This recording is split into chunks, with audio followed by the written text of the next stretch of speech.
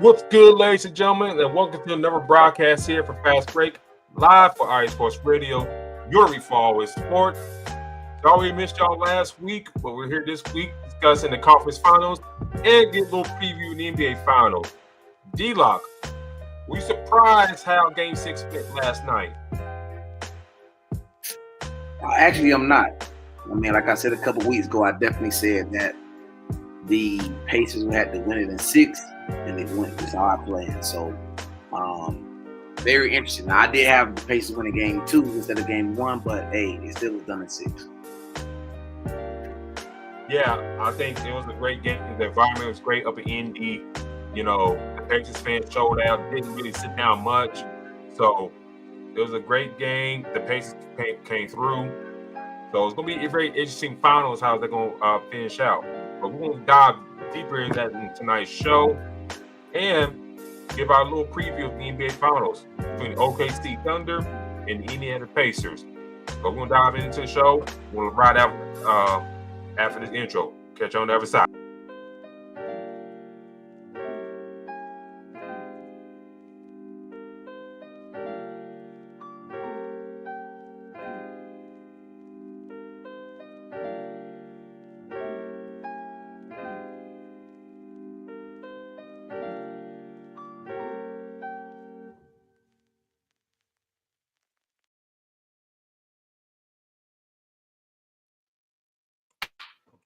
All right. Thank you for tuning in with us tonight, ladies and gentlemen. I know we missed y'all last week, but we're here tonight. We're going to have fun. We're going to dive into everything. I know last week we kind of, I had ideas to talk about and all that stuff, but, things, life get in the way sometimes and stuff like that. But if you're new here, do follow us on X at FastBreak at IESR. That's FastBreak IESR. Do follow us on there. Do follow us on our social media handles on X. Myself at Spawn4288. D-Locke at Black-813. Do give us each a follow. We'll give our own takes on various other things as well. Like I did a couple days ago. That is still picking up steam. But anyways, D-Locke, last night, the Eastern Conference Finals concluded. The Pacers, who a lot of folks did not probably have paid going to the NBA Finals, defeated the New York Knicks 4-2.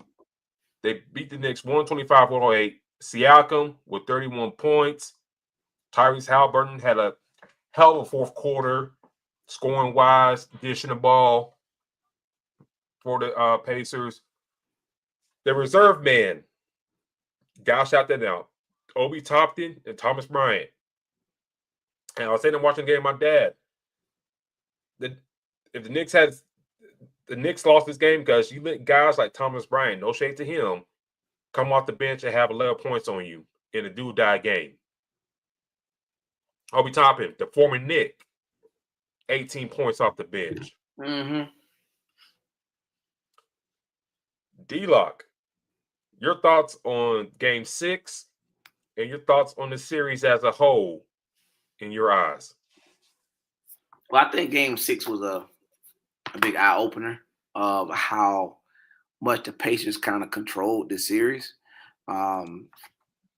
They had a hell of a series overall. I mean, I think, Karl-Anthony Towns had his games from time to time. Halliburton would cook. Jalen Brunson was up and down. He was kind of consistent a little bit. But like I said before, I think the minutes over the season kind of cooked them. It kind of overcooked that. The starting five was out there entirely too long. We didn't see enough. Like I said, we didn't see enough of Deuce McBride. You know what I mean? I think he would have played a hell of a part, knowing what T.J. McConnell and Benedict Mathurin could come in. The Pacers got a lot of these guards that they can bring in. So we did see that, but at the same time, they didn't make that adjustment. So it was like I said, it was a hell of a game. It was close for a good while, and then Pacers kind of pulled away. Showed their strength. Obi Toppin had a hell of a game, and they knew what was at stake. They didn't want to go to New York for Game 7.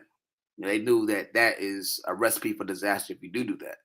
So for me, kudos to the Pacers for closing the deal.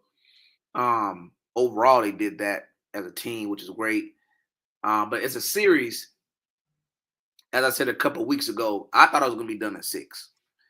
Just looking at it, I'm pretty sure the Knicks didn't want to go. I mean, I'm sorry, not the Knicks. The Pacers didn't want to go to New York for Game 7.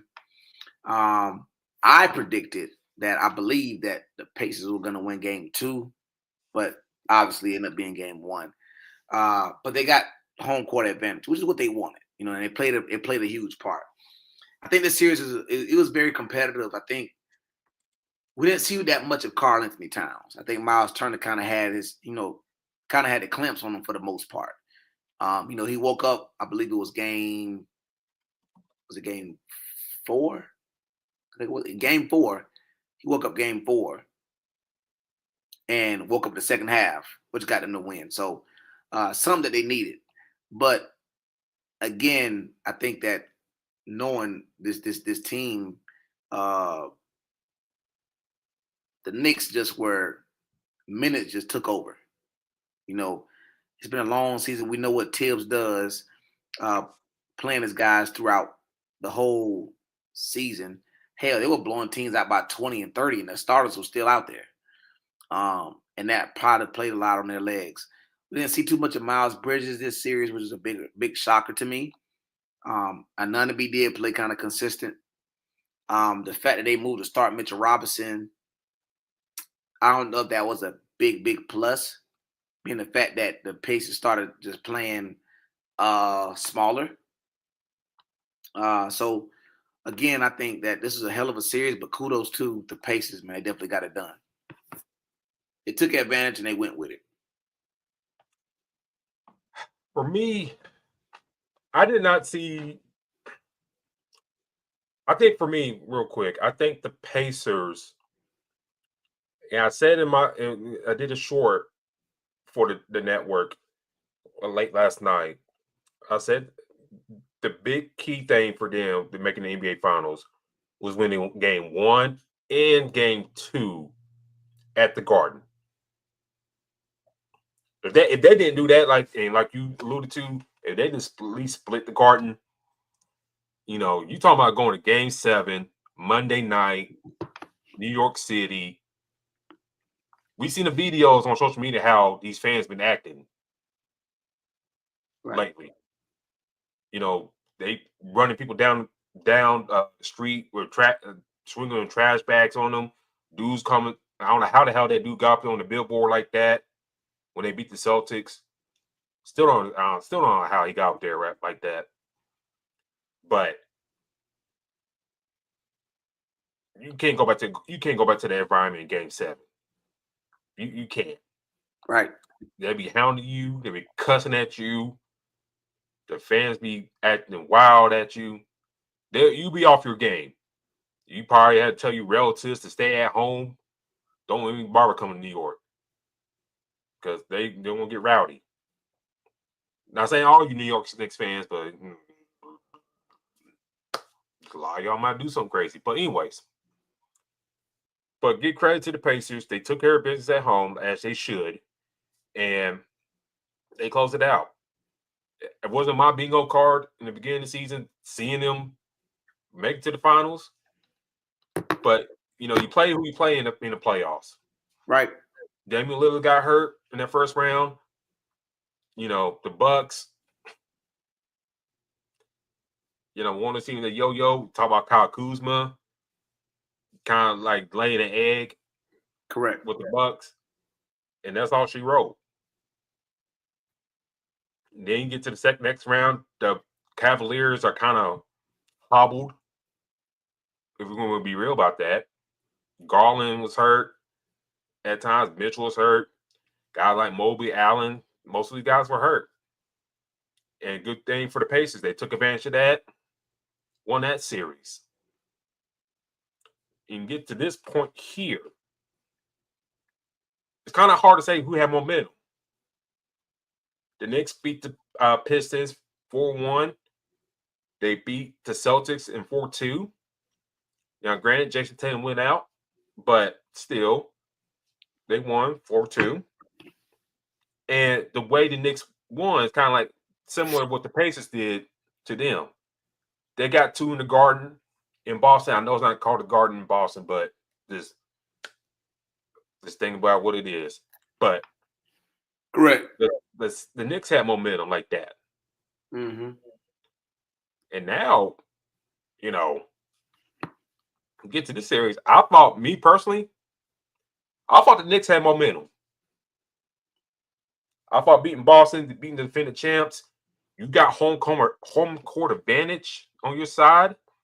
And you playing against your arch nemesis in the Pacers in the playoffs. Last year on Turner Sports, I thought things were going on the Knicks side. Right. But like you alluded to, I think they kind of ran out of gas. And what I alluded to previewing the season and talk about during this playoff run, which I'll put this point up right here. I think they put all their eggs in beating Boston. Right. I think the moves they made were to beat the Boston Celtics. And now when you get to this point against the Pacers, the depth really showed in that matchup. Because it's real. Thomas Bryant, solid NBA player, but in a doo-dah situation, you can't let dudes like that score 11 points off of you off the bench. Blocking shots, all that type of stuff. I'm sorry. Right. Former Nick Obi Toppin, 18 points off the bench. Cooking him. And this a guy, if you're going to be real, would be great for your bench at the moment if you're the Knicks. Yeah. But you kind of get past the starting 5. Okay, after that, you got Josh Hart. Okay, solid 6-man. Deuce McBride, solid role player. But then after that, you kind of look along at the bench. You depend on guys on Landry Shamet, no shade to him. Dylan Wright, Cameron Payne.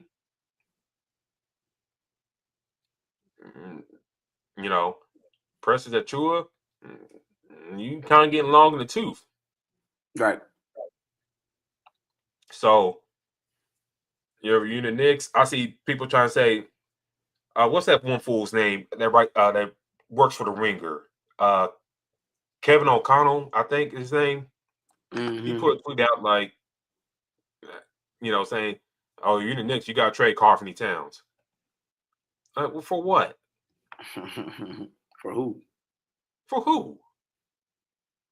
And last night in the comments, I was deep in the weeds in the comments. Some fool, when I replied back to him, said, the Knicks should trade Karl-Anthony Towns for Sagoon down in Houston. I looked at it, I was like, Houston ain't making that damn deal. Nah, they not. Steven Adams. Accurate. Yeah. Steven Adams is free agent. Okay? That's one big man gone, possibly. They're not trading Karl-Anthony Towns for Sagoon. So everybody kind of jumping conclusions. The Knicks got to do this got to do that. The Knicks are fine. They top heavy, but they're fine. I think to me, D-Locke, they're fine. They're time. They're top heavy, but they just got to fill out the bench a little bit better. I agree with that. They got to fill out the bench a little better. Let Cameron Payne walk. He was getting minutes. At one point, I forgot what game it was. He was dreaming the ball. And he stumbled and doubled all the way down. I tweeted in year 2025, they were depending on Cameron Payne to give you solid minutes. I hate to be mean to the dude like that, but come on now. What are we doing here? But, I give my credit to the Pacers. Siakam played very well. Halliburton played very well. The bench players played pretty well. The defense showed up when they needed to. So, If you're a Pacers fan, listen to this. Congratulations to y'all. Well, it was a long time coming. You know, that run with Danny Granger, Paul George, and those guys. You know, you were kind of on the cups there a couple times. You know, against going against the LeBron Heat. Yeah, that's a But tough now, time then. Yeah, tough times then. Hell, and, you know, LeBron team. Yeah, when LeBron went back to Cleveland, ran to those teams. Yeah. So it's been I would say it's kind of been a long time coming for the Pacers fan base to see this moment come to fruition. Well, the big thing with that is too, let's not forget that hell, before LeBron was somebody in Chicago named Michael Jordan. So they were running into different battles. You know, that 30 for 30 that they did with the Knicks and the Pacers. The one time that they did get past the Knicks, they had to play the damn Bulls. Yep. So you know what I'm saying? So now, like you said, you know, you put these good teams together, getting now Michael Jordan's around. Now LeBron comes and he makes his run, and you probably feeling super happy the fact that he's gone, and now they got this chance, and hopefully they can capitalize on it. And then going back to the Knicks, one more thing I wanted to bring up is like I had my thought earlier, but I think for the Knicks, they're in a good spot. Jalen Brunson's in a good contract and whatnot. Now, one thing you got to question: Mitchell Robinson's a free agent. Now he came in, you know, finally healthy and stuff like that. Played very well for you. Do you bring him back? That's a question to be asked. You know, do you bring him back? That's really the only glaring thing. They don't. I don't think they got the draft picks, the first round draft pick. I have to double check on that, but that's only really glaring hole. I think you Deuce McBride. You probably need another shooter to kind of come behind these starters, because at times when if you run a lineup of like Cat, Josh Hart, you know, McBride, and then somebody else out there, you know, OG and stuff like that. Good scores, but sometimes with them, you need pure shooters out there for force placing. And I think that was kind of glaring need. You know, Shamet, Payne, and Wright are not pure shooters. And we saw that in game 6. I was thinking like, damn, why is Deleon Wright out there instead of Deuce McBride taking 3-pointers? You know? Yeah. Josh Hart missing wide open 3-pointers. Oh yeah, definitely. You know. So you need the Knicks need another shooter out there on the cheap that kind of help balance that, you know, weakness like they got in some of their starters. Like some of these guys can get hot and get retention, like OG Bridges and whatnot, and Brunson. But other times they can get cold. Cat, he can get cold. So, you know, a lot of questions for the Knicks. Let me ask you this. We always talk about Tom Thibodeau. Is there a cap with him? If you know what I'm talking about. I feel like he's not a bad coach. I just think he just has to manage his minutes a little bit better with his rotation. You know, having your guys go 40 plus minutes every game, 82 games out the season is not good. And not only 82 games, but hell, it ain't like every one of these games are 5-point spread games. Some of these games they're up by 15, 20 with like 3 or 4 minutes left. Yep. I think that, you know, as we said before, we know what to expect out of Coach Thibodeau, but it's just, will that change? If you give him a bench, which I think his bench is not really that bad. I mean, you probably could add 1 or 2 players, but hell, Precious Achiuwa played pretty good in Toronto if you give him the minutes. Yeah. So if you get your rotation, like you said, Josh Hart is a 6-man type. Get your guys in there. Deuce McBride, we know, could jack up threes, and he had a game where he caught fire and gave them that momentum. So for me, it's just giving them that opportunity, but it's stuck in one way of giving them so many minutes. And I'm sure a lot of these teams see that. This is not a surprise. For those that do FanDuel and DraftKings and all these other things, you would want to load up on his players because they literally play 35 plus minutes per game, even in a blowout situation. So I don't think it's a cap. I just think some adjustments need to be made. And now you may look at a better coach, shall I say. And that's just by simple adjustments.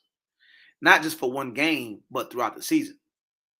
Because as I said a couple of weeks ago, I knew at some point your guys are going to feel what they've been doing all season long.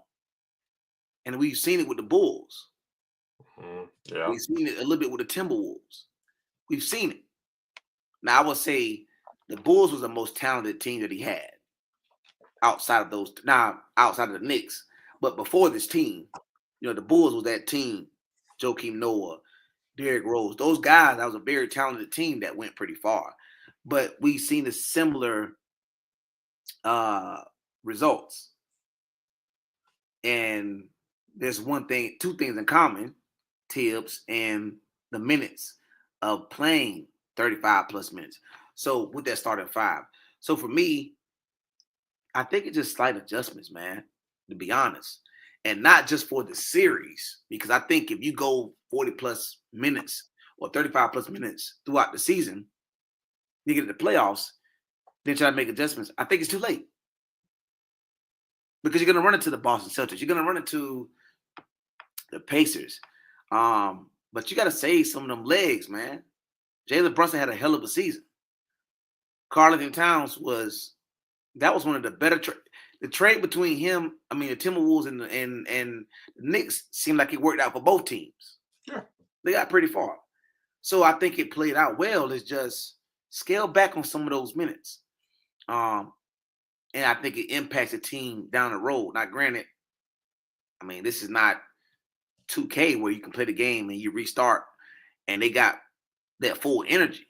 I think at some point, those minutes weighs on the body, man. Like, you got to know that. And this is probably where it hurt, whether it was going to be here or in the NBA Finals. I think at some point, it was going to play a part. Now, you go to these series, the Pacers played it well. The longer the series goes for the Knicks, the more trouble they're in. Because it's more minutes on the body. Now, they swept them, it's a different story. They get them out in 4, okay, cool. But the longer the series goes, the minutes that they had when go back at games and look where they beat teams by 30, by 25, by 20, by 40 sometimes. You're like, well, damn, y'all was in the game till 2 minutes left. Mm-hmm. Or a minute. And as much as it was a stat sheet stuffer, it played a part at some point, man. And Tibbs has to make that slight adjustment. I think if he makes that, we might be looking at different results next year or the year moving forward. Yeah, Knicks fans, if y'all see this on the replay right now, or watching live and whatnot, just think about this. The Celtics could be out Jason Tatum next year with the Achilles. And they got to make a move trading on somebody to get out the second tax agreement. They keep all these guys. I think it's like a tax bill of like over $200 million, which I think new ownership in Boston don't want to pay that. So they be moving on somebody. Probably Porzingis was the first choice. But, after that, the Cavaliers, I think they'll keep everybody. Maybe not. That's a team to look out for. But there's another thing you got to watch out. Detroit seems like they're coming, but we'll see how things go. And then Milwaukee, who knows with Giannis? He said, they'll reevaluate everything, but he's been saying that for the past 5 years now. Well, not 5 years, at least 3 years. So we'll see how that shake out for him. So, and the Pacers too. So if you look at all those teams, okay, and then you're Orlando Magic. There's about 5-6 teams there that okay. We gotta watch out for those teams. Everybody else, the Wizards, Hornets, didn't get top 3 picks, so I don't have to worry about them. The Hawks, they just mid right now. And then the Raptors rebuild mode, even though reports are saying they are looking to make a splash in free agency. Chicago looked promising at times with Josh Giddey, but that's a team that's in rebuild mode. We'll see how things go with them. Mm-hmm. So if you're the Knicks, it sucks that you had this golden opportunity to make the finals, but it's not the end of the world. And the way the NBA landscape is going to turn out next year, I think you got a good shot getting back to this point again. Once again. Well, before we take our first break, D-Locke, let me ask you this question before we get out here for our first break. Are the Pacers the hot team going to the NBA Finals?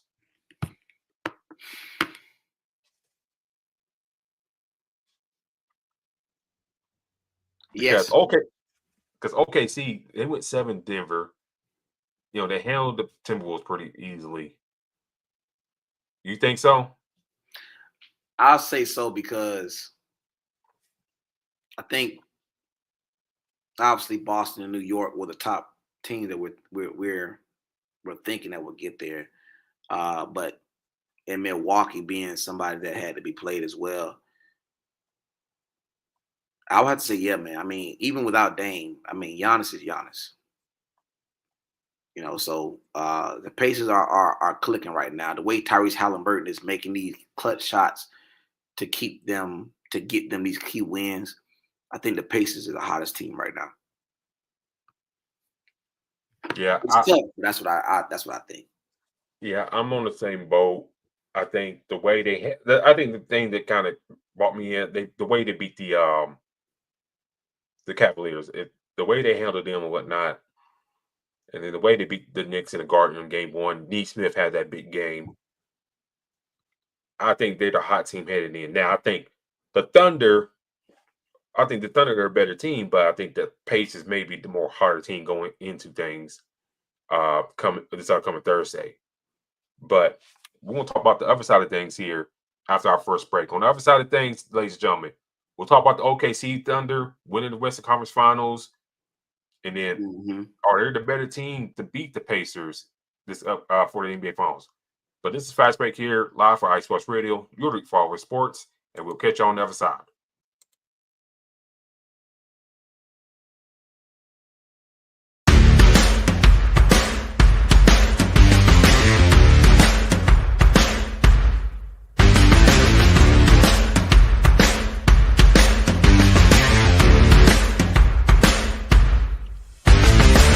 Hi, eSports Radio fans.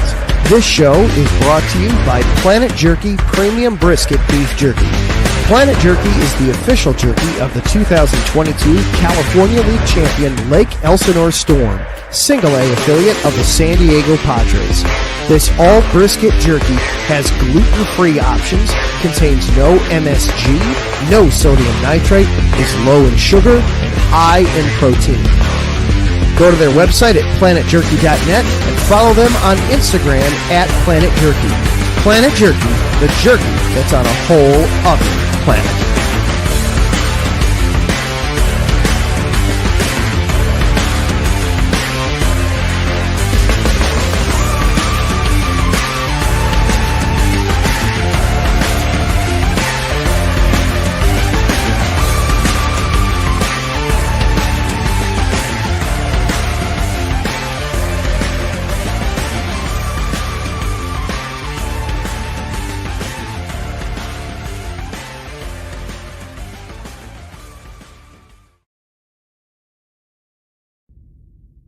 Rise and shine.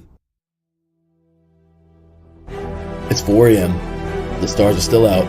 The sun is beneath the horizon, but it's time to punch in and go to work. The comfort of your warm-ups turns into the grinding out of your reps as the clinking and the clanking of the plates create a symphony of euphoria. There's no other feeling like it. Earn it, burn it, and take what's yours. IE Sports Radio has proudly partnered with Vital Apparel, a brand that not only fits great, but also promotes and donates to mental health research. Use our code IESR to get 15% off their comfortable and inspiring gym wear and help them on their amazing journey to support mental health. Go hard, take part in your iron therapy, and be strong. Because when your mental health is as strong as you are, there's no telling how far you'll go.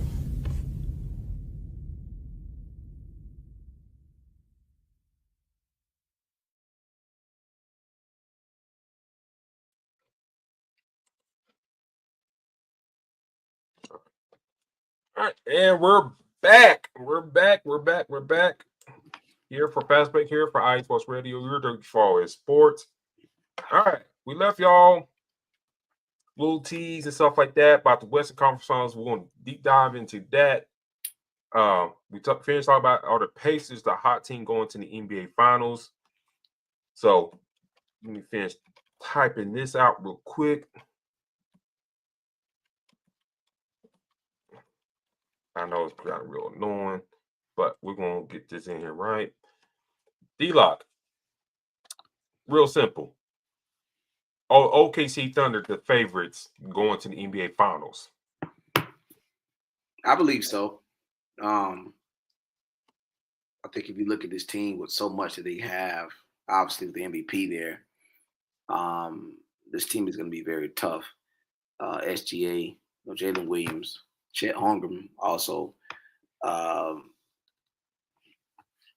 This team is going to be very tough. I mean, they have a lot. I mean, we seen it a couple of years ago when they were putting this team together. So I think another thing that does help them a lot is having Alex Caruso, who's won a championship with the Lakers. So I think having the depth that they have in the rotation, I talked about it before. The teams that have the rotation and the guys to come in and not rely on their superstars score the points, they're in a hell of a spot because they can give their superstar a break if he needs it. Or not even if he needs a break, but if he's having an off game, these other guys can come in and cook. SGA is the MVP, but hell, if he's having an off game, Jalen Williams can come out there and strike if he needs to. So they got the guys that can come in and do that. So yeah, I definitely think they're definitely the favorites.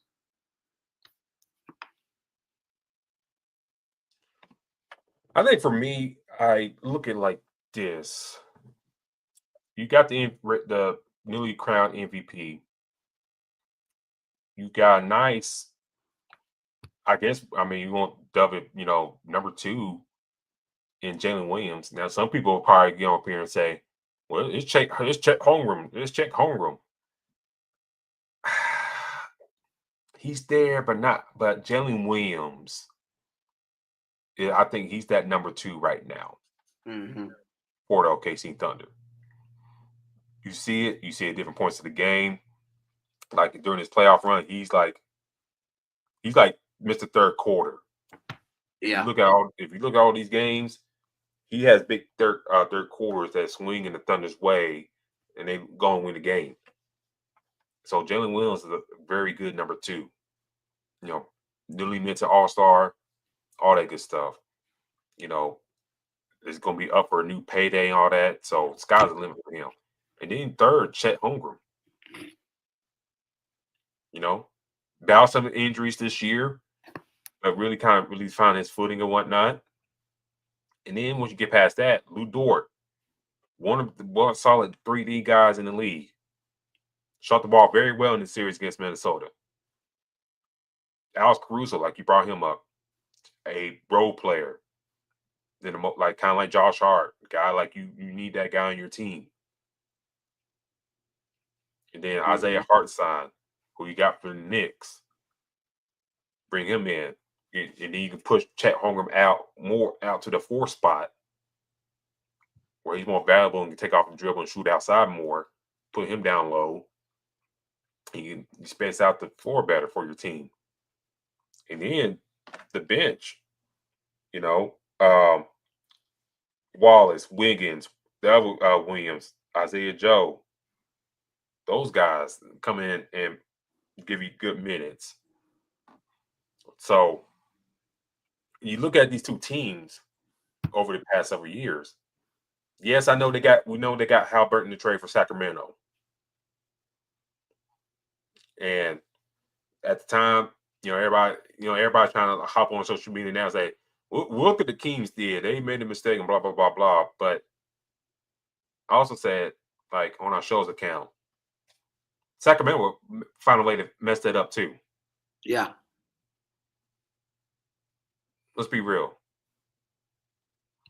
But, at the time, the Kings had to make a decision. They did. Now, in hindsight, could have kept both guys? Possibly. But, look at it now, worked out well for Halliburton. Got a big contract that's made multiple All-Star teams. And now he's going to the first NBA Finals. And you had to pay a California tax, but anyways. But now look at him. Got his own squad for the most part, the face of the franchise. He's like up and down on WTV for the past couple weeks. I've been watching. So it's a great trade-off for him. And then look how this team has been built. Also through the draft. Benedict Mathurin, Neesmith, Nembhard, those guys. Bradley, traded for Obi Toppin. Right. So kind of similar builds in these both teams. And look at OKC. You talked about a couple weeks ago. The Paul George trade. They traded for Shai Gilgeous-Alexander. Kind of similar what Indiana did with the Kings. Sabonis, that trade. Mm-hmm. And look where these two teams are now.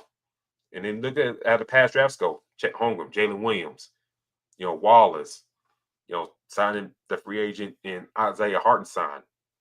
I think the only difference with them, like Miles Turner's already been there for like 10 plus years. But kind of eerie similar how these two teams were built the way they are. And I think, the Thunder got more assets, as we've seen and documented before. But very similar how they've been brought together. Right. So I think OKC's the favorites. I think the talent's a little bit better. I'll be honest with you, I thought Benedict Mathurin would be more further along in his progression in terms of like scoring. Like being more like at least a closer 20-point scorer in this league. Yeah. He has shown flashes of it. For some reason or other, I think guys like Neesmith and Nembhard kind of went past him right now. Getting in that mix, yeah. And as we saw last game, I think let me pull it up. Go back to the box score.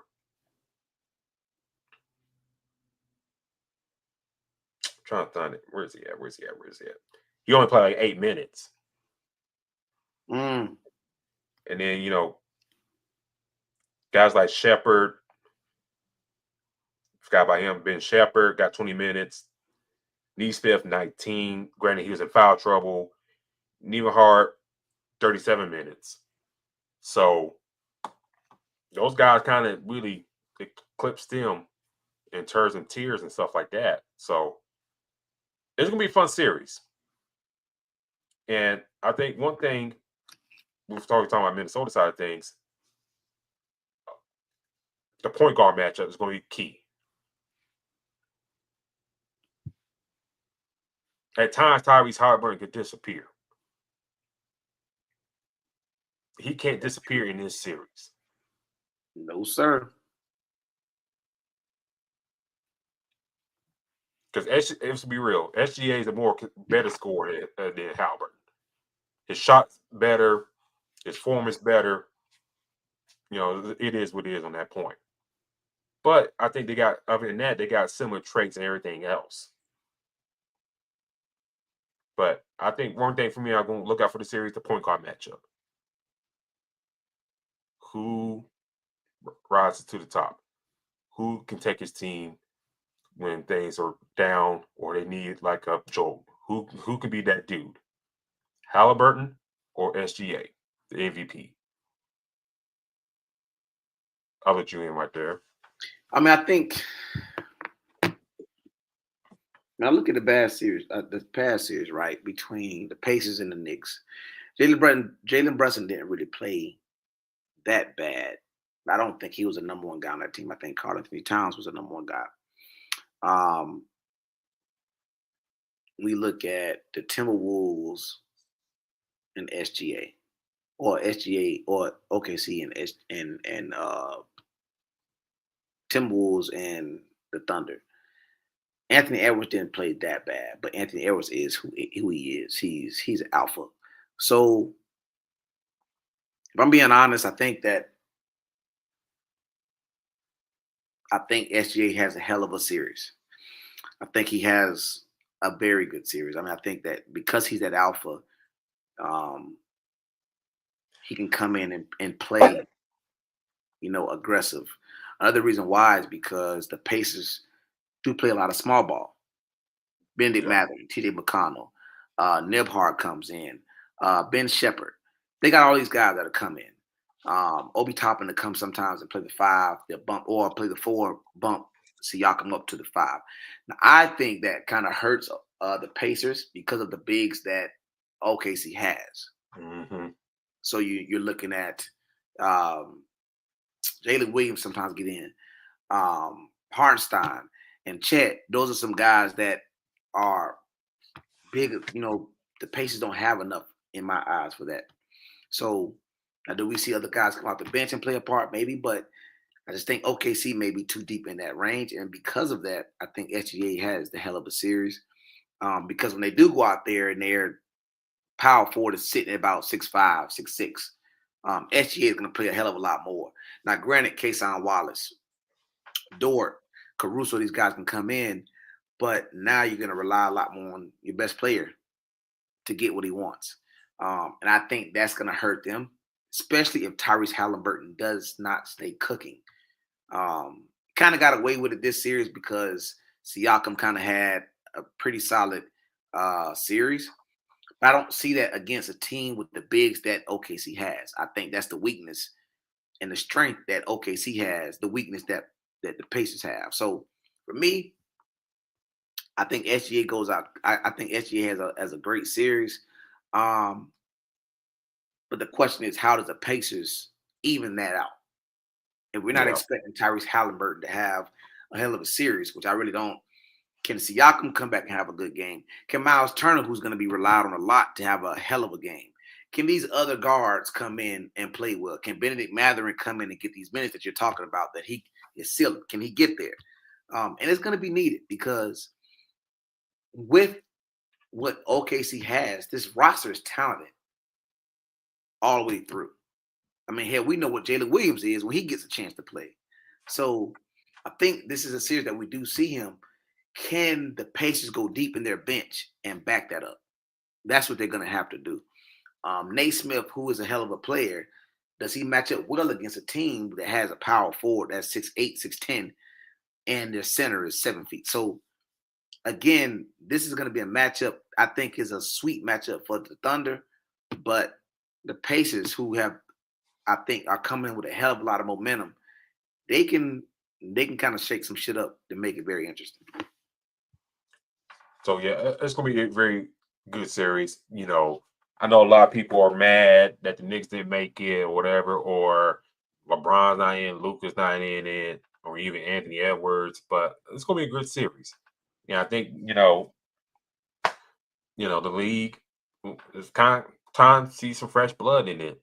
So, you got the rated MVP, you got Jake Holmgren, a young guy that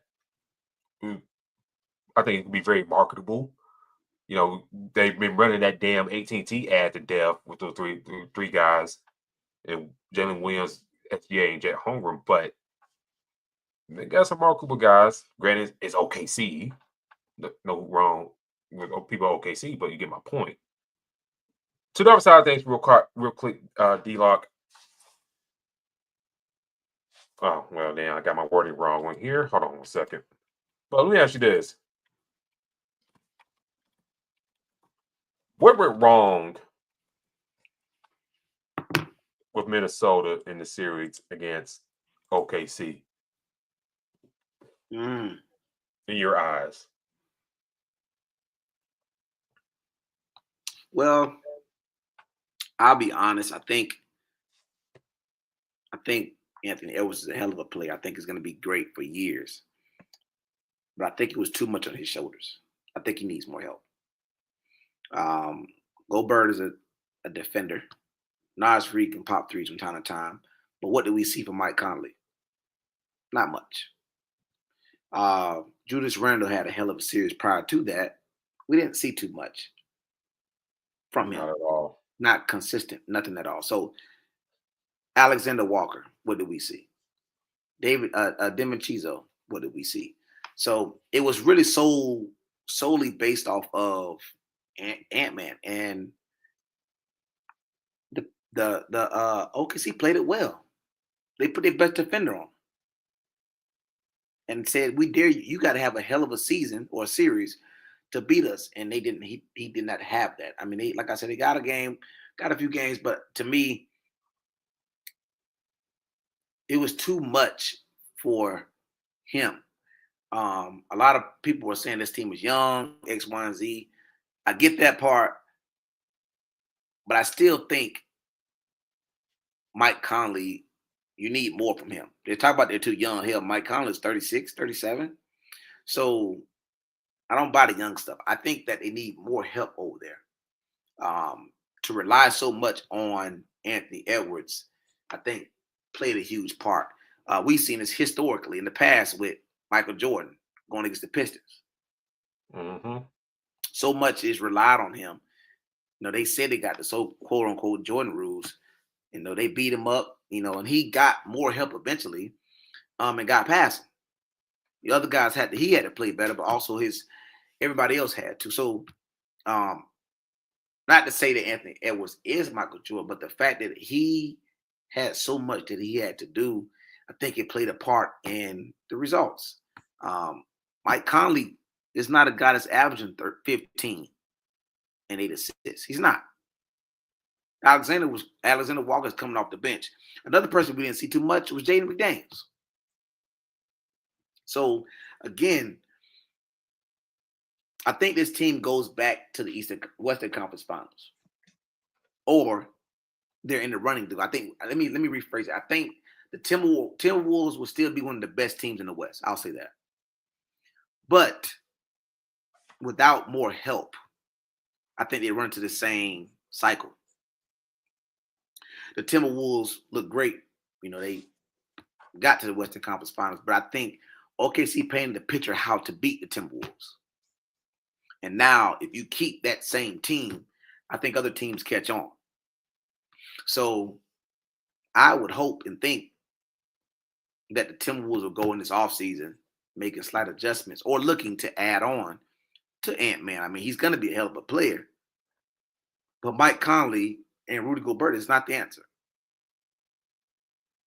Jay McDaniel is not the answer. Not alone. He's not going to give you 25 and 7. No. Put some pieces around him. So, I mean, with that being said, we hear numerous players possibly getting traded or moved in the offseason. Do the Timberwolves take part of that? Because as much as Gobert is a defender, what is he doing on offense? So you got options, right? And it's just things that you throw out there. Gobert, as good as a defender he is, Giannis is better and can play offense. So it's just some things that to me, I can't just put on Ant-Man himself. I just think this team needs more talent around him to get around a team like OKC, who was put together extremely well. Hell, the Denver Nuggets, when they went, they had a team that was put together extremely well. So I'm saying teams that get to the NBA Finals, they're going to be put together very good. And the Timberwolves got to be the same way. Real quick for me, I think, And Al Carr joined the show. He said OKC in 5 in the NBA Finals. So he got the Thunder winning 5 against the Pacers. That's bold right there. I mean, I know Adam's a big Chicago guy. He probably don't like the Pacers, but that's bold right there. That bold right there. And then going back to his other comment, Brian Freshie on that does our Boston show. Going back to the Knicks, he's saying they won their championship a few weeks ago against the Celtics. Yeah, they kind of acted like it in a sense, but we'll see how next year goes and all that stuff. My thoughts, real quick. Julius Randle did not show up at all, and he's kind of, I won't say non-existent in this series because last game he had 24 points, but they got beat down. But Anthony Edwards, I think what video post game person I watched, it was Jalen Williams did a post game in the locker room saying, they weren't really stressing Anthony Edwards like that because they kind of knew he would disappear. If folks are saying that about you, then you kind of need to get that. Change that narrative. I think Anthony Edwards can, but man, that's a hell of a thing for another star player or for another team to say about you. So that's got to be, he got to work on that. I think it's more of a mental thing. He's got to work on that. But what can Minnesota do? Nas Reed could opt out his contract. Yeah, I think it'd be wise for them to bring him back into the fold. If he leaves, he leaves. But I think it'd be wise for him to come back, for him to bring him back. I think the more pressing need is the point guard position. I'm looking now, they got Terrence Shannon. He's more of a 2 guard. Davidson can run the point, but he's more of a 2 guard. Conley, he's about the same age I am. I'm 37. He's same age I am. So, and we've been talking the past few weeks in the playoffs, ladies and gentlemen. Like, if I gotta say my Conley gotta give me at least 8 points and this amount of assists, stuff like that, I'm not expecting too much out. Right. If I gotta say, hey man, can you at least give me 8 points and at least 7 assists or something? I can't really depend on you like that. And I'm gonna throw this out here early, but with the way the Celtics are trying to sell off some guys, I know he's older now, but why not take a stab at Drew Holiday at that point guard spot? Yeah. I don't know what you had to give up asset-wise. If you can leave out Terrence Shannon out the equation, but if you can land Drew Holiday somehow, that would be great for them. That would be great for them in the sense that they can get a guard at least for the next couple years and kind of maybe get over the hump that way. Because I don't see no other point guards out there that can make an impact like that for this Minnesota team that's in the win now mode. But I think the main thing for me is Anthony Edwards has got to learn to be that dude. We've seen flashes. He got the moxie for it. But I think he's got to work on a few things till we get to that point. I know people trying to anoint him, all that stuff, but he's not there yet. He's not there yet. I would like him to drive the basket more. Yeah. Look at the stats last game. 1 for 7 for 3-point land. I know he can shoot the ball, but dude, you're more of a fear going down here and driving to the basket. So I think the main thing for me, like Anthony Edwards got to figure it out, in my humble opinion. Well, he's a Randall- young guy too. You know what I mean? He's very yeah. young, so he got the time. But you also think about this. SGA is a young guy. Victor Yeah. Wembanyama, young guy. Yeah, Luka Doncic, young guy. that's true. Who else I can think of out there?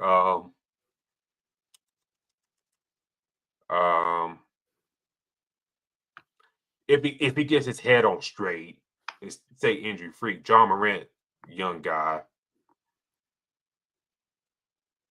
So yeah, he got time, but you got other young guys around his age right there with him too. Except for Victor, I know he's a few years younger, but you got the other guys I mentioned. You got those guys in the mix as well. You know, and that's another thing to think about. Like, you know, what is some SGA? He's there. He's at the finals. Luka was at the finals last season. Beat you to get to the finals. Yeah, Beat you on the road handily to get to the finals. mm-hmm. So, to me, you know, for Minnesota, I think you got to figure it out. Is Chris Finch the guy to get them over the hump? Maybe not. But I think Minnesota's in a good place. They got new ownership with Alex Rodriguez in the fold. So I think, that dynamic there could help as well going forward. But for me, for Minnesota to get back to the spot again for the third year in a row, James McDaniels, I think he's solid. I think you can't really move off him. Gobert, if you can move off something to get something better, do it. Mike Conley, I like you, but I think you need to get somebody younger in there.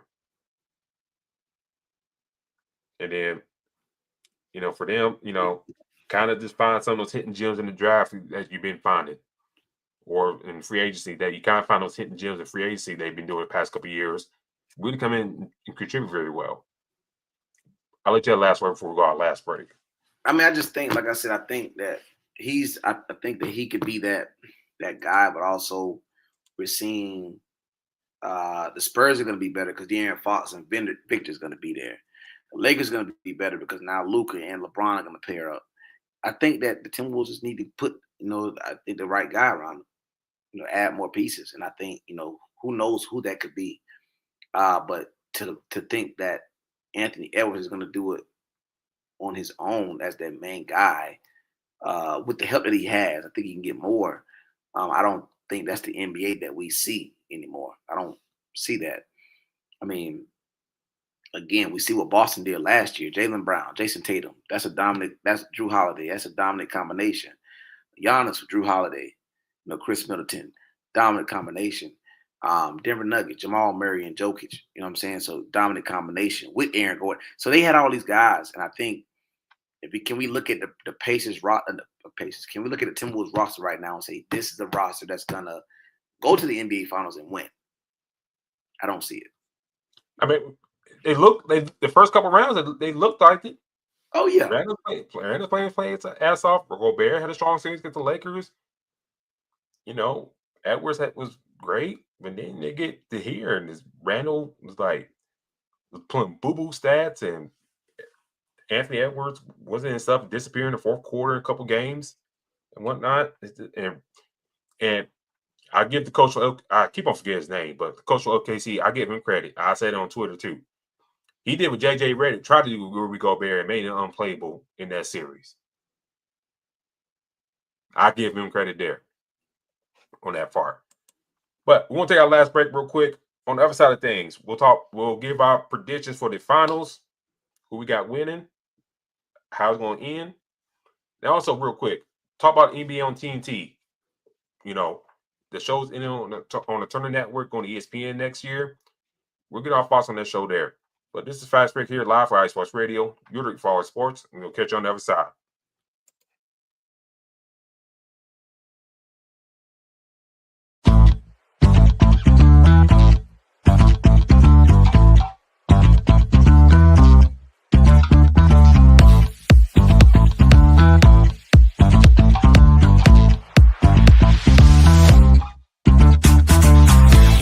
Hey there, IE Sports Radio fans. Be sure to check out our sponsor, Seal the Deal Wax Seals by Cecilia B.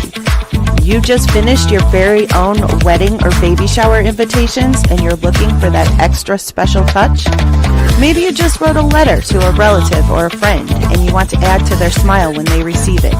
Then seal the deal with Cecilia's handmade sealing wax stamps for your invitations, letters, and gifts. You bring the deal, we'll bring the seal.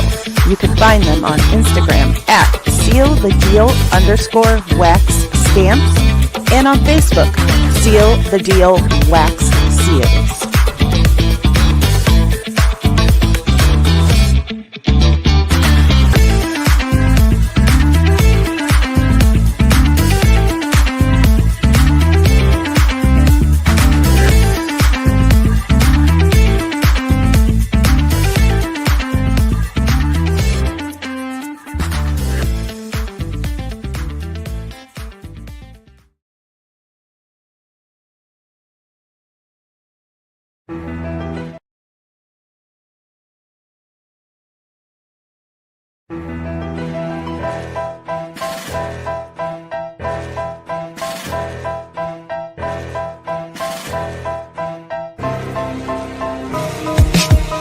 For the last 10 years, IE Sports Radio has been bringing you amazing content ranging from interviewing legendary athletes, coaches, and other authorized media personnel to building tailor-made shows dedicated to all major sports cities around the country.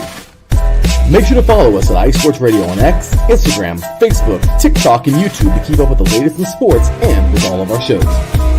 Also, make sure to check out our daily updated website at iesportsradio.com. At iesportsradio.com, you can see our daily show schedule and check out all of our show pages with personal bios to learn a little bit more about each of our awesome hosts. In addition to our show pages, you can catch the IE Sports Radio blog, Hall of Fame, Fans of the Month page, and our merchandise shop including t-shirts, tank tops, caps, long sleeves, hoodies, and more. For now over a decade here at IE Sports Radio, we've continued to be by the fans, for the fans, and we thank you all for your support and for making IE Sports Radio your direct feed for all that is sports.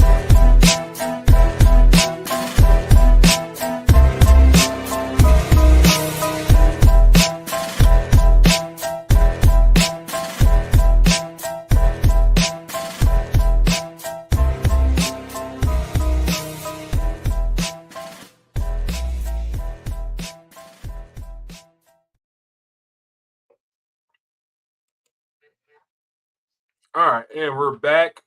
As you see on the scroll ticker right there, do follow us, IE Sports Radio, on all your social media feeds: X, Instagram, Facebook, TikTok, YouTube. We're trying to get those YouTube numbers up. Subscribe and like us, like this show. Go to iesportsradio.com for all your latest shows, news, and feeds. A lot of changes to the network, so we keep you posted and updated there. Also, do a lot of shorts here, there on X and all this stuff: Instagram, Facebook, TikTok, YouTube. Give us a like, comment. Those numbers are boosting. So give us a like on all that stuff in there. On IE Sports Radio, on all your social media feeds as well. Do follow us at Fastbreak ISR. That's Fastbreak ISR as well. Do follow us on there. D-Locke. NBA Finals are this Thursday. ABC. 8:30 Eastern, I believe. I could be wrong on that, but your predictions for the NBA Finals. Pacers v. Thunder. Let me go look at the series real quick. I mean, I think both of these teams are really good. I mean, first of all, I think both of these teams deserve to be here. I'll say that. The Pacers, played very well. I think it was the year before in the tournament, the little tournament, the NBA Cup tournament. They were showing their potential of what they could be, and they're pretty legit in my eyes. I think that this team is. I think Halliburton was a hell of a trade for them, and getting Siakam, who's a champion is himself with Toronto Raptors. So I think that played a huge part. Then you go to the OKC side, obviously SGA. We talk about that, him being the MVP. That big trade with Paul George for the Clippers is going to be talked about for 20 plus years. I think also getting Chet Holmgren was a hell of a piece too. You know what he can do and what he is, what he did in college. Another huge piece was getting Hartenstein. I mean, I think grabbing him played a huge part in the rotation of the guys that they got. And like I said, getting Alex Caruso, so that both teams have a championship caliber type player on their team that knows what it takes to win. If I had to pick right now, my prediction, man, both of these teams are deep. You know what I'm saying? I think good rotation, but I'm gonna go. It's hard to go against either because I want to see both teams win, but I'm gonna go OKC. I think the bigs are just too much for the Pacers. The Pacers are a really good team. I think that, again, that they deserve it. But I think Chet Holmgren, Hartenstein, I think we see a lot of Jalen Williams with the Y. I think that plays a part in what happens with the Pacers. I mean, I'm looking at I think the last time they played them, they got blew out, if I'm not mistaken. But just looking at their depth chart, just to go through it, I mean, I believe Tony Bradley got hurt, if I'm not mistaken. Yes. Yeah, so you got Siakam, you got Miles Turner, Thomas Bryant, and it was Jared Walker got hurt. I just see the bigs for OKC just having the game, have the series that they want. I think that Halliburton actually shows up every game. I think he plays very well. I just think that the bigs for OKC is just too much. Going by right now, Chet Holmgren, Hartenstein, and Jalen Williams with the Y, and then Jalen Williams with LEN. These guys are they're gonna get what they want. You know, I think that's gonna play a huge part. I just think this team they match up well with the guards on both sides. Caruso, TJ McConnell, Dort, Ben Shepherd, multiple guys that they have, Nembhard, Isaiah Joe. These guys are gonna play. I think that's even on both sides. But the weakness of the Pacers, it's gonna hurt them. And we know what Chet Holmgren was in college.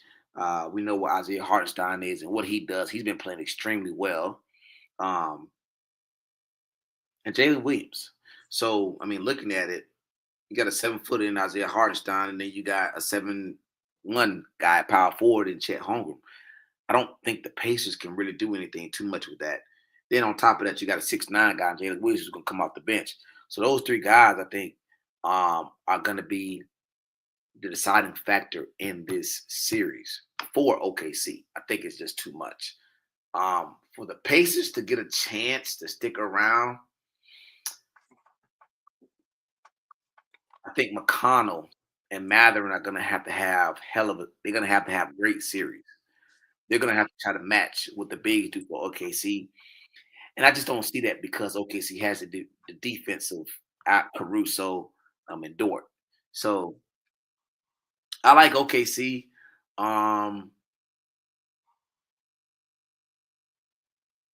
Again, I can't pull it. I gotta look at this. I'm trying to see if I can find a schedule. For some reason, I can't pull it up. Is it 2-3-2? No, they changed that. It's like 2-2. It was like 2-2, and then Let's see. they alternate towards the end. They changed that up. Okay. I have the OKC winning. I'll say I have them winning in 5. So you're going Adam Karnick, OKC Yeah, in 5. I mean, right now it starts. I got OKC winning the first one, come back and win the next one. Thunder come back. I mean, Pacers win the next one. Pacers will win game 3. Game 4, I think that's the game that ends it. I think game 4, OKC wins. And Indiana, they close it out Monday, July 16th. Ooh. All right. OKC in 5 for you. Going to the chat. Tim Rodriguez saying OKC in 6. Man. Well, I guess I'm doing everybody else. I got OKC in 6. I think we go to the Pacers side of things. I think it's a great run, but I think we talked about and alluded to the OKC Thunder or the more deeper team. And I think also I want to say this too. I think for Sam Presti's legacy, you know, as a GM or team president, how you want to dub it. I think he's team president. He's been there for years. But for him, I think OKC needs to win this. I think that's another narrative that this finals is not going to talk about. I mean, they pointed it out, but all the assets over the years, the star players that are homegrown that come through this team, you know, starting out with Durant in Seattle, then, you know, Westbrook too, and then you come down to OKC, and then over the years you drafted guys like James Harden, and then Serge Ibaka and whatnot, and then the other guys, you know, you drafted along the way. But then after that run ended, you know, you kept Westbrook around, but then you added Paul George and Carmelo Anthony. And then after that was done, Westbrook's gone, Paul George's gone, Anthony's gone. And now you're in a rebuild mode, but you get a nice young player in SGA. Took a couple years, you know, took your lumps. And then after that, you showed growth. You know, you drafted guys like Chet Holmgren, who before his rookie year got towards Achilles playing in the Pro-Am up in Seattle. And then you drafted guys like Jalen Williams out of Santa Clara.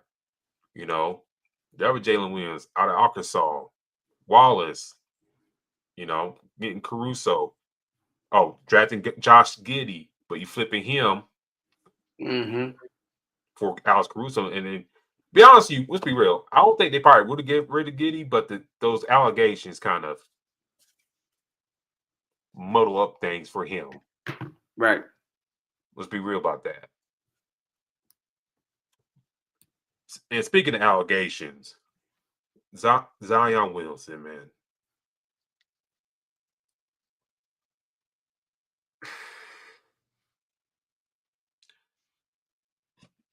You know, we sent me the story, man. And when I saw that the lawyer Tony Busby name in it, I said, okay, I know what this is. I know what this is. It's a shakedown. Like Shannon Sharp is with the other girl trying to play slave play on that stuff. It's a shakedown. We talked about this 2 years ago about Zion. Yep. Anyways, moving on. I had to bring that up just in case y'all wondering. But anyways, so for me, another narrative for me is Sam Presti's legacy. You got a nice young roster. Can they seal the deal? I think they can. I'll go, like I said, with Terry Rodriguez. I'm going with them in 6. I think if the Pacers got a puncher's chance, they got at least split one in OKC. Similar to what Denver did in that series, you got to split at least one. And for the Pacers, if they got a chance in this series, Halliburton's got to show up every single game. Don't disappear in. Don't let Lou Dort lock you up and take you out of the game and nothing like that. You got to show up consistently through this series. And then if Miles Turner's getting in foul trouble, like you brought up against the big men down low, Obi Toppin is 6'7", 6'8". Thomas Bryant is 6'9", but he don't scare you as a defender. Nah, hell no. Bradley, we'll see how his ankle is come final time, but he's coming in hobbling. So if those big men can get Miles Turner in foul trouble, against the Pacers, I think it'll be a long series for Pacers. But I got OKC in 6 at least. I think the Pacers will win, at least get one in OKC. They kind of showed they can win on the road, and they'll at least get one at home. But I just think SGA scoring will propel them. Jalen Williams, his play will propel them. And I think the defense, Lou Dort, at key moments against Halbert and whatnot, will propel them to a championship. Your final thoughts? I mean, I think it's one thing that I do want to say. I don't want to play devil's advocate for sure, but this is a hard decision to make, to be honest. I mean, a lot of y'all hear me say, both say OKC, saying 6, and saying 5. This is not a knock towards the Pacers. But I do want to say this one thing. Let's not forget, Rick Carlisle was the coach of Dallas Mavericks when they won a championship. They beat the Miami Heat, correct? Yes. So they had LeBron. They had Dwayne Wade and Chris Bosh. And I say that to say Rick Carlisle knows what he's talking about. Now, granted, he had who he had. Jason Kidd, Dirk. I think Jason Terry was on that team. A couple guys. So I want to say that don't count the Pacers out. And one of the main reasons why I say that is because they have a coach who's been there. And to be honest, has battled, in my opinion, a better team than OKC, which is a different conversation for a different day. I think the Miami Heat team then was a better team than the OKC that we're seeing now. So to get that W, because hell, even when the Heat and the Mavericks played then, everybody was saying the Heat was going to win. I mean, we all thought, hell, that Heat team was just undeniable. And Dirk and the Davidson Mavericks figured it out. So Yeah. I say that to say don't count the Pacers out because of the coaching experience that they have. And it's very tough going against a coach like that, because at the end of the day, it is about the players. I think the players play a lot of it. But to be honest with you, now that I'm on the coaching end, a lot of times what I notice for my athletes, they feel good, but they feel better looking at me, right? Yeah. They want to see that confidence in their coach. They want to see that their coach is confident in them and kind of direct them. So I say that to say, even though the Pacers have the team that they have, they're playing like this because of the coach that they have, the confidence that he gives them, the momentum that he's given, the aura that he's given. So this series could easily be done in 5, or it easily can go to 7, and I wouldn't be surprised either way, because it does come down to coaching as well. SGA is the MVP, but they have a coach that's won a championship against a team that had 2 of the players top 100 or top 75 players in the NBA. Mm-hmm. I can't say for sure about Chris Bosh. Don't quote me on that. But he had 2 players that were, in that top 100, top 75 in the NBA. So Rick Carlisle knows a little bit about basketball. And again, like I said, I'll stick to my original. I think OKC wins in 5, but I think the Pacers are still going to give them big issues. You went through Giannis. You go through the Knicks. I mean, come on. So I think this is, and I had text you. I said, do you think the Raiders are going to be kind of high in this NBA Finals? Which I don't think so too much, but maybe if it goes to 6 or 7, we might be having a different discussion. So, but again, that's just my thought about it. I definitely think OKC is the more talented team. That's why I got them winning 5, but I cannot rule out the coaching part because that plays a huge part. So both of us got OKC winning. You in 5, me in 6. Like I said, and like you said, and relate to the audience. Don't count out the Pacers. Like I said, they stole 2 in the Garden. They beat Cleveland pretty handily. They took care of business against the Bucks in that series. So, it's gonna be a very interesting series. Who's gonna come out on top, in our opinion. But D-Lock, before we get out here, it's the end of the era in basketball.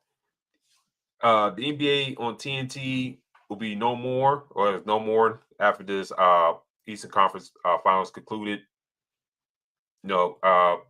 Turner, Warner Discovery, whatever you want to dub them, they offered the NBA, a deal to stay, but it was just like not really enough to warrant to stay there. Let's be real. And then Amazon, NBC came through and picked up the rights, so we'll be seeing games on Amazon and NBC for the next season, along with ESPN. But the inside the NBA crew will be in production with ESPN.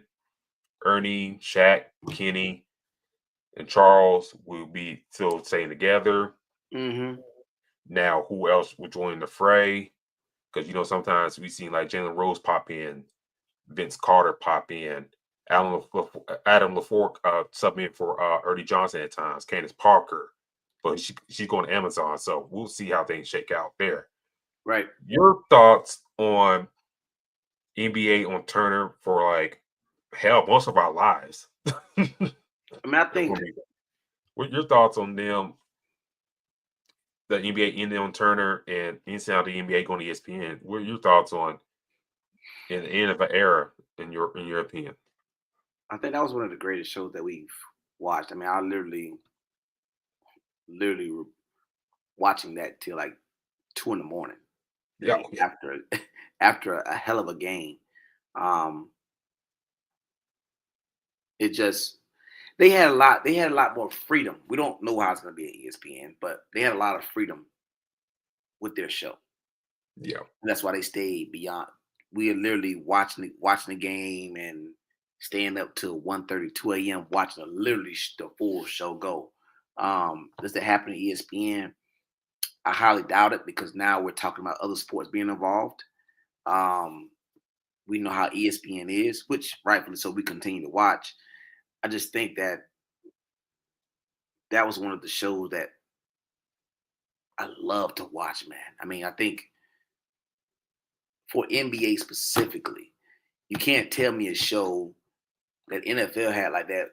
Maybe similar was NFL Countdown, but you can't compare them. NFL Countdown wasn't coming on Monday night after a Monday night game and staying till 2 a.m. Well, I think the old NFL. Remember the old NFL show with Chris Berman? What's his name? What's his name? Was it Tom Jackson or what? Tom Jackson. Tom Jackson. Yes. Those two together were great. They play off each other great. That one of the better shows. I hate when that show ended. Like, damn. Like, they go through all the games, give you analysis. Berman was great, breaking down the game. Jackson would just come in, give his thoughts right there. It flowed beautifully at that time. Yeah. But how long? I think they still have it. It's just the longevity that NBA had on TNT, right? The things that we had. We're looking at Shaq and Charles Barkley, who we know fought playing against each other, now on the same show. So it's going to be, and I think I put on Twitter, I think I retweeted or favored the best shows best part that you've seen on NBA and TNT, so I can go back and see some of the good things. We know Shaq and Charles Barkley always go against each other. Yeah. So it's gonna be missed. I just think that them not having any limitations and different things that they had to do on TNT is gonna be missed, because on ESPN they're gonna have a little bit of rules. They're gonna have a little bit of things that they can't do, or time that they're gonna have to change. But again, I think in most careers and most jobs, different things, the big dog always gonna grab their competition. Yeah. That's just something that we've noticed over time. I've seen it with Nike grabbing people from Adidas, Reebok, or whatever, to bring them onto in different sports. You know what I mean? Just because they know what their competition is. They know what NBA on TNT was doing. They were getting so many people watching. You know, so now you got to know how to say, well, hey, we're gonna bring you here, but can you still be yourself? And hopefully they can, man. I think it sucks for it to end like this. Now, obviously, they still be together, the same group, but it'll be different. ESPN is gonna show their little bit of control with it somewhere, just a little bit somewhere. So, but for me, I still go on YouTube sometime and look at some of them old shows of endings, because that was a hell of a show to watch, especially on great games. Hell, we seen what Charles Barkley said to Karl Anthony Towns when they won that game. Like, bro, you can't be getting your ass in foul trouble. You know what I mean? Those kind of things that we kind of look for. And it's crazy because he said it before he got on the show, and then he said it when he got on the show. He got these ticky tack fouls, so he said, "Man, you know I gotta tell you, bro, you can't, hey, you can't be having these ticky tack fouls." So those kind of things that you like, that make the show interesting. Yep. So it just hopefully ESPN kind of lets it just be itself a little bit. But again, you're talking about NBA, MLB right now for ESPN, NHL, who has a few things going on right now. You know, when August comes around, it's coming up, they're already talking about NFL. Mm-hmm. So when that stuff starts to trickle, what happens around October when the NFL is getting really good in their season, and then NBA comes around? So I get it. The big fish is gonna get the little fish to make sure that there's no comp. But I want to see how this is gonna play out, because that means if it plays out how we would like, hell, that means October and November is gonna be, in December, we're never gonna go to sleep. We'll be going to sleep like 5 a.m. in the morning. You know what I mean? Because you're talking about Monday Night Football. Then Tuesday comes the Lakers against the Nuggets on a Tuesday. So it's, you know what I'm saying? So it's just so much stuff that can play out.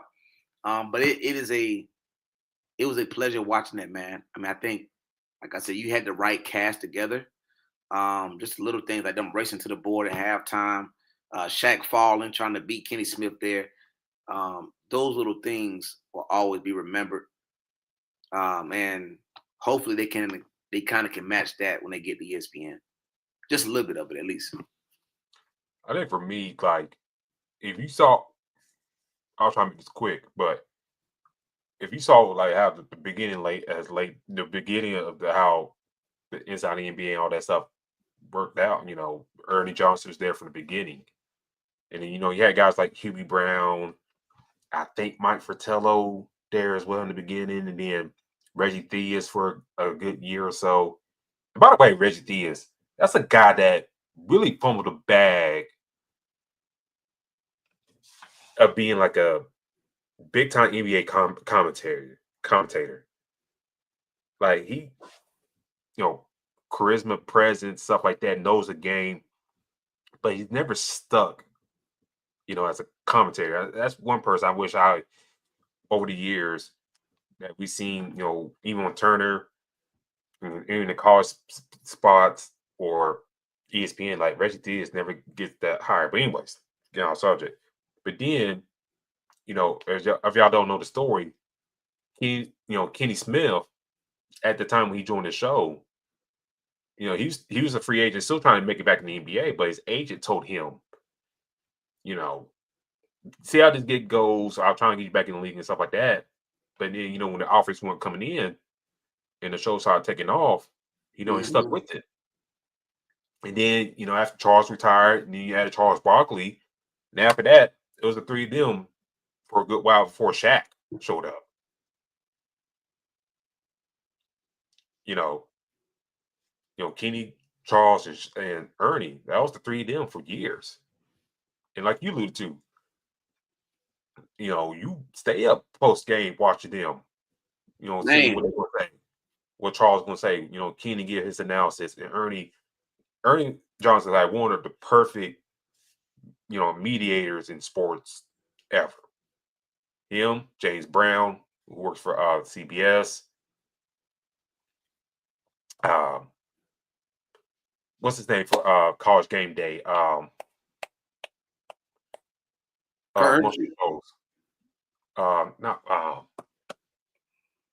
Not Fowler, but the other one. Herb Street. Not Herb Street. Damn, what's his name? I'm trying to think. Oh, you talking about old buddy? They did the hat. They did the logo. I mean, I did the He had to retire, I think. Yeah, I think he had to retire. But what's his name? Oh, Reese Davis. Oh yeah. Yeah, Reese Davis. Yeah, we can go to the chat. Yeah. So, but the show, I mean, it was like a perfect balance. They got some comedy, some insightfulness, and whatnot. And you don't have to, you didn't agree everything they say all the time, but that's not the point. You watch to get their points and whatnot. And you know that show, the Fox NFL Countdown show, was one of my favorites. You know, and I think those two shows to me were in the run like were one of the better shows. You know, pre-game and post-game. But the NBA TNT crew, you know, inside the NBA, it was perfect. Yeah. You know, it was damn near perfect. So, you know, I don't know how it's going to be ESPN. I comment from our show's page. You know, BSO, Black Sports Online, he posted, you know, he kind of wondered how things going to go with them in ESPN as well. Yeah, I say, hey,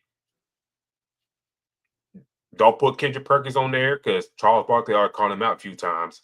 So do not put him on there for the sake of everybody. Don't put Malika Andrews on there. I'm sorry. Yeah, no. She has no charisma. I'm sorry. I know they're You trying to leave that crew how it is. Leave that crew as it is. Yeah, don't mess with it. I don't know what Adam LaForte's contract is like with returner. If you can bring him along as a spot dude to replace Ernie, sometimes bring him along. I do wonder the Stephen A. Smith. How that's going to work. Because that first show, the beginning of the season, he going to be up in there. Oh, yeah. I mean, it's going to be entertaining TV if he's on there, but, you know, if you're going to try to fit, if you put Stephen A. in that first part, whatever, cool. But don't bring Blake Andrews. Don't bring Brian Reynolds. Don't bring Bob Meyer, Kendrick Perkins. Don't bring those dudes along either. If you're going to bring somebody else in there, at least Stephen A. in there.